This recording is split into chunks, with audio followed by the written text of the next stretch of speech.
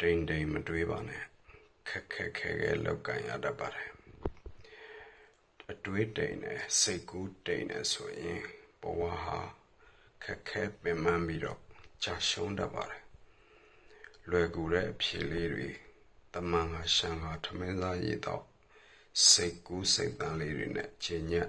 တင်းတိမ်မနေပါနဲ့နဲ့တွေးပါထက်မြက်တွေးပါစမကြတွေးပါအရာရာကိုအနုလုံပတိလုံတောင်းစီအောင်ပဲပေါင်းစုံကနေစဉ်းစားသုံးသပ်ပြီးတော့မှကိုယ့်ရဲ့ရလာတဲ့စိတ်ကူးစိတ်တန်းဟာ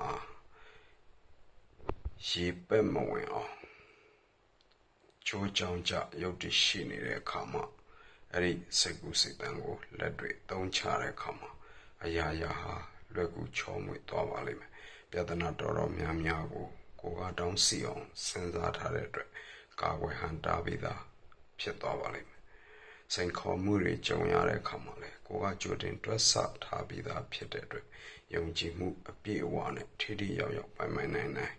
ထိန်ချုပ်ဂိုင်းတွေဖြည့်ရှင်းကျော်လွှားနိုင်ပါလိမ့်မယ်လွယ်ကူတဲ့အပေါ်ယံရှက်ပြီးတော့တွေးတဲ့ပေါ်တွေးတဲ့အတွေးမျိုးဟာဘဝကိုတေချာပေါက်ကြာရှုံးစေတာဖြစ်ပေမဲ့နဲ့ထက်မြက်စမကြတွေးခေါ်ရင်အောင်မြင်တဲ့ဘဝကိုတေချာပေါက်တက်လှမ်းနိုင်ပါတယ်ဒါကြောင့်မလို့ဘယ်တော့မှလွယ်မတွေးပါနဲ့ဒါဟာ theory တစ်ခုသက်မဟုတ်ပါဘူး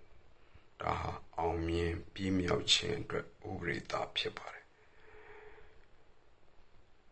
အကောင်းဆုံးကိုမျှော်မှန်းပြီးတော့ခိုင်မာတဲ့ယူဆချက်အတွေးကြံစီချက်ရရှိတဲ့အထိတောင်းစီအောင်တွေးခေါ်ပြီးတဲ့အခါမှာအလုပ်ကိုကြိုးစားပြီးတော့လုပ်ကိုင်ပါအောင်မြင်မှုဆိုတာကိုယ်စီကိုအလွယ်တကူပဲရရှိနိုင်ပါလိမ့်မယ်